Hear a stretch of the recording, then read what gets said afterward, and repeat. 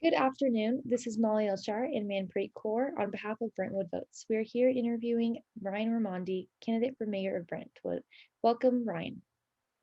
Hello, how you doing? In 4 sentences, could you please tell us why you chose to run for this office? Sure. So I have a passion to serve people. I've been in the community my entire life. And there's nothing more that I'd like to do than serve the community that raised me the man I am today. And so that's truly why I'm running.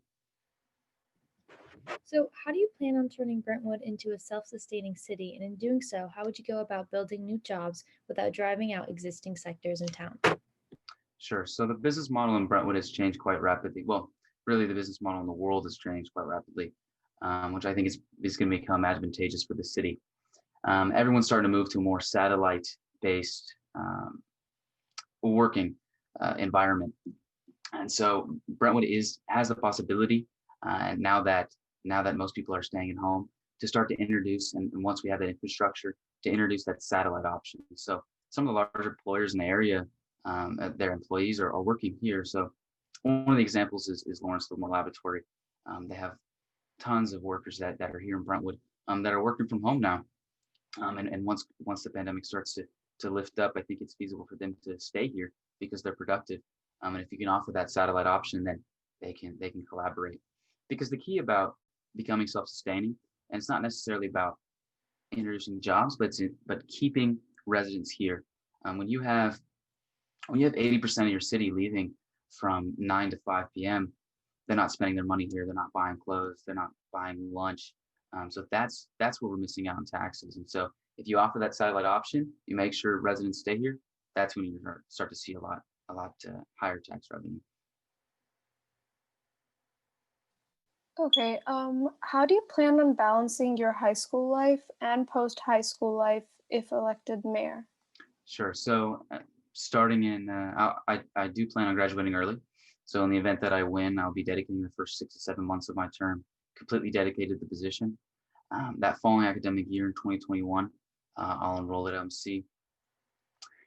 With a combination of my college and AP credits, I only have to do about a year there. Finish my general ed and then transfer to somewhere like Berkeley and do a hybrid model. And with the virtual infrastructure that we have now, it'll be a lot easier to accomplish that kind of hybrid system. But it's a good question. How do I manage it? My priorities are here. And so at the end of the day, if that becomes too high of a workload, then we'll find a different way. We'll adapt.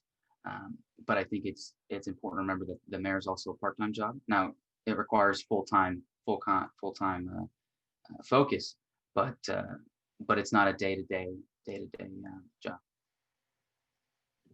So, one of your policies includes a diversity committee. What many voters are concerned with is how this does not fall into a menial advisory role with non existent power to make effective and necessary change within the community.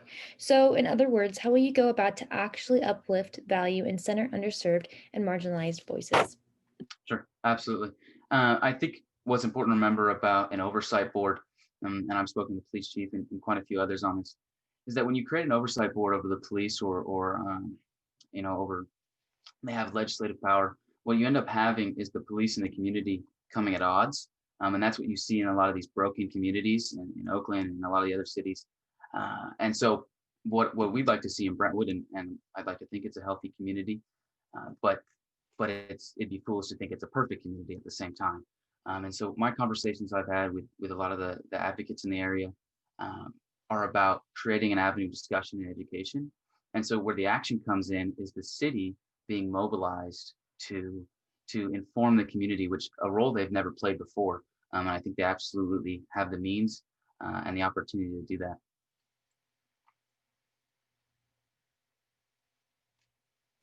We understand you have experience working on the Brentwood Youth Commission. Could you please elaborate some of the initiatives you were able to accomplish and how that experience impacted you? Sure. The Youth Commission has been a rewarding experience. It's been wonderful.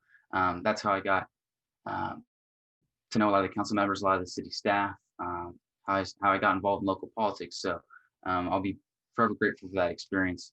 Some of the programs that we've done in the past, I founded what's called the Youth Friendly Business Program, which awards youth-friendly businesses in Brentwood for not necessarily being a hangout spot for teenagers, but it could also be businesses that donate a lot of money to youth programs, or even have employees that just donate their time. And so it's a broad spectrum to be awarded, but that's one of the programs we've run. From that program, we will also offer a work experience fair. We had volunteer opportunities, job opportunities for high school students.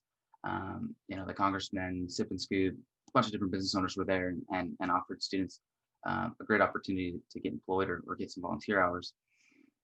We've also run a recycling initiative, and unfortunately it kind of got fumbled because of pandemic, but we were able to run a video instead of some of the art that the elementary schools were doing to promote the environment.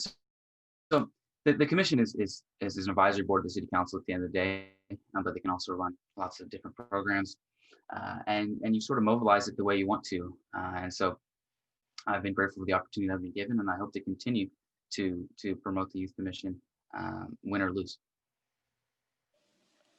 And that concludes this interview. Thank you, Mr. Raimondi, for participating in this event and for sharing your views. We wish you the best of luck in the election. And thank you to everyone who watched this wonderful interview today. We hope you have a great rest of your day. Thank you.